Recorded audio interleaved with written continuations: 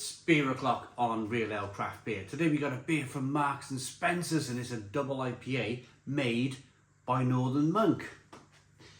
This beer came in at £3.50 a can. It's 7.5% ABV. Now I think that's Marks and Spencer's doing there.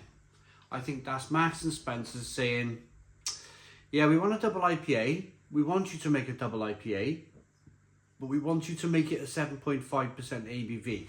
I only say that, let me leave the shot a moment, because I've just reviewed, and they're almost the same colour, aren't they? I've just reviewed a double IPA that was made for, it was in Sainsbury's. That's 8% ABV, £3.50 a can. I'm just wondering, I've sort of, the beer's gone now, it slid down my gullet, and the infinite fog's gone. Thankfully the infinite fog is gone. But it's fresh in my mind. I've just reviewed it, and I just feel that Sainsbury's have gone like, look, let's do this double IPA, 8% ABV. Marks and Spencer's have said, look, if this is going to be on our shelves, we're going to put our name here on the can, and you know, maybe we do it at 7.5% ABV. And I think it's a little bit conservative from Marks and Spencer's. It wouldn't be Northern Monk. It wouldn't be Northern Monk, because Northern Monk know a double IPA starts at 8% ABV. I don't want this topic of conversation to go on too long, because we're talking about 0.5% of ABV, and really, when you're brewing beer, you're allowed that 0.5 percentage point in mistake anyway. So it's probably an 8% double IPA anyway that's been marked up at 7.5%. Just a little bit conservative from Marks and Spencer's there, but there we go. Let's get it out into a glass, see what we get. Crafted in Leeds with tropical hops and a helping of Northern Pride. Tropical hops, right. Lots of beers these days, especially the supermarket beers, are using hop oils, hop concentrates. Some can work, some can really work, and then some not that good. Gone are the days where you can brew a double IPA with fresh hop, whole cone hops, which, if you ever get the opportunity to try one, I know Sierra Nevada Brewing Company make one. I think it's called Fresh Hop IPA, and it's outstanding. It's absolutely outstanding.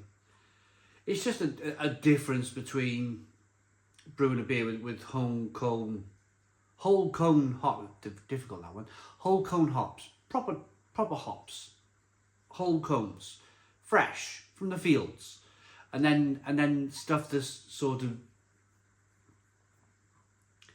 well, oils, hop concentrate oils. It's the difference. Let me break this down really quickly, and then we'll get into the beer. It's the difference between fresh chili and like one of those sort of cheap chili sauces you buy. They want to be good, they're all right, but they're not as good as fresh chilies. Same thing. So this looks yellow. It's yellow in colour. It's like hazy, well, very hazy, yellowy amber coloured beer. Small one. Very, very small. In fact, the heads dissipate quite quickly. It probably had a one finger white head, but I have been gassing a bit, haven't I? I've been talking. Is there any sediment in the bottom of the glass? Little bits of sediment just there. So can conditioned beer then, so that's mightily important for me. I do like that. It means that if there's any residual sugars in the beer, they're being mopped up by the yeast, and they're being, well, you get a little bit more carbonation created in the beer. Aroma.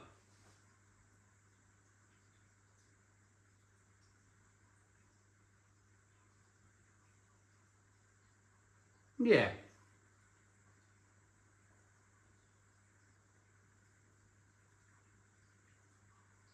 it's quite samey with the Infinite Fog Sainsbury's beer. It's quite,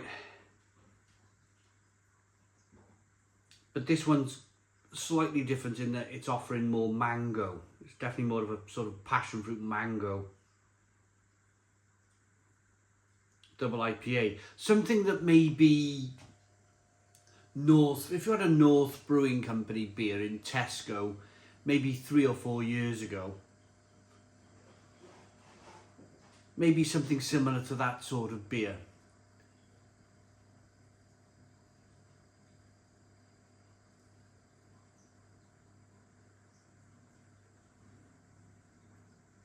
It's okay.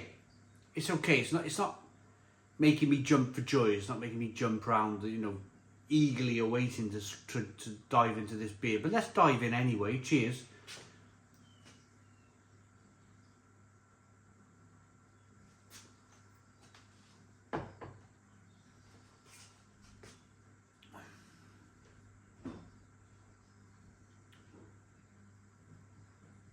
Haha. And would you know? And what about that then? It's actually better than the Sainsbury's beer. It's actually a lot better than the Infinite Fog from the Sainsbury's one, the double IPA there. I found that quite harsh and very hop oily, like very sort of like almost. I give it a 6 out of 10. Sorry if you wanted to watch that review and I've just spoiled it for you. It's worth watching anyway if you haven't seen it. But then as I'm speaking now, you do sort of get this sort of concentrated orange finish to this beer too, which that was a very late flavour that come rolling through on the palate there.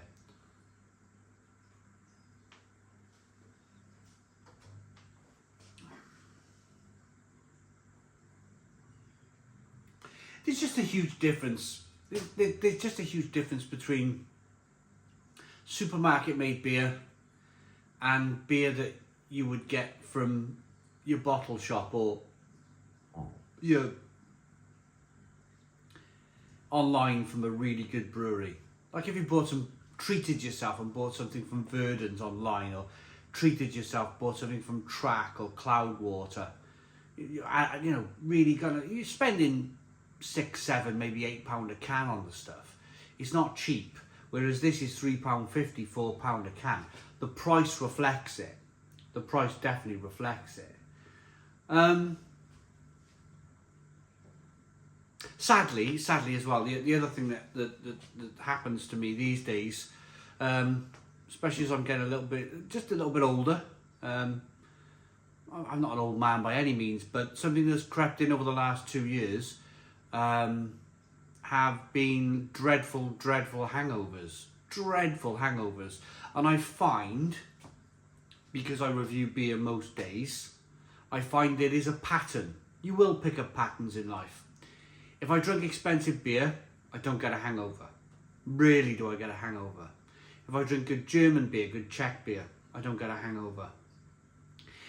Sadly, if I drink these sorts of cheap supermarket double IPAs, sadly they crucify me, really. They really do crucify me. I don't know what it is. I don't know if it's the hop concentrates in the beer. I don't know if it maybe is some glucose syrups that are sadly being added to the beer these days. I don't know. I'm not brewing the beer. I can't really taste glucose syrup. Let's taste.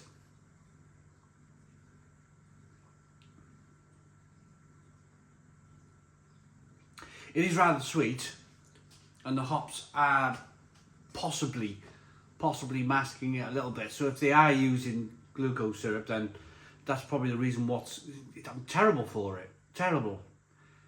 Whatever it is, it gives me a rotten sort of back of the neck, top of the head, terrible hangover. And it's part of the review. It is part of the review because it's that, you know, part of me wants to look out for you guys. What I'm going through in life, sort of like, I'm able to pass on this to you guys. If you ever wake up with a rotten headache, it's cheap beer. It's cheap beer. You know, if you have the opportunity, if you have the possibility to drink really good German, Czech, or maybe buy some really good beer from Cloudwater or Track or Verdant, then please do, because this stuff will, well, it crucifies me. You might be a big 20 stoner drinking this, thinking it doesn't touch me. You know, I'm 5'6" and a fag end, and I weigh, I don't even know what I weigh, 11 stone.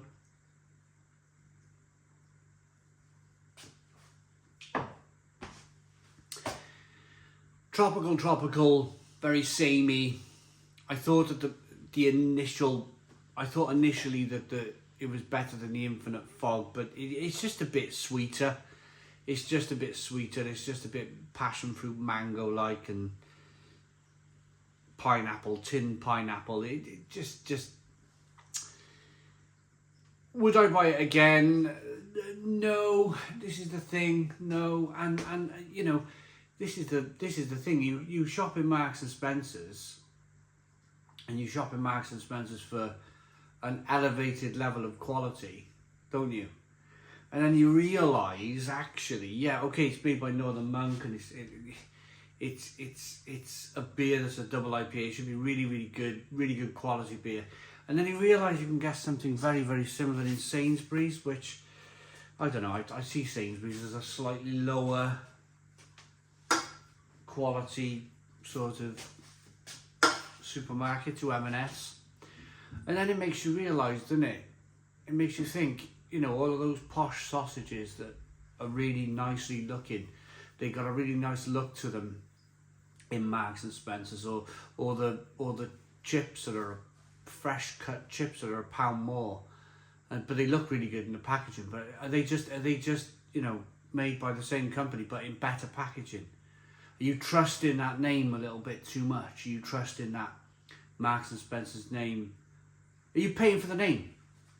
That's the point. That's the best way to say it. Are you paying for the name? For me, they're both very similar beers at £3.50 a can. It's just one's got Marks and Spencer's written on it. I'm going to give this one a 7 out of 10. It's slightly better than the Infinite Fog. Slightly better. 7 out of 10. I hope you liked the video. Please put your comments in the comments box. Subscribe to our daily beer and food reviews. Give us a big fat thumbs up. Boom. Cheers.